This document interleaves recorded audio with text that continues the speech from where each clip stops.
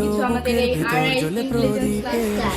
I know that many of you have heard about the club from your teachers.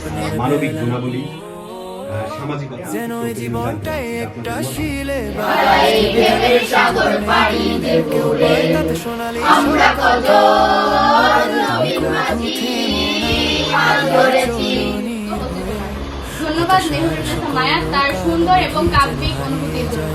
এবার আমরা প্রবেশ করব যুক্তির জগতে, কিভাবে বিতর্ক চর্চা আমাদের চিন্তা শক্তিকে শান্ত করছে।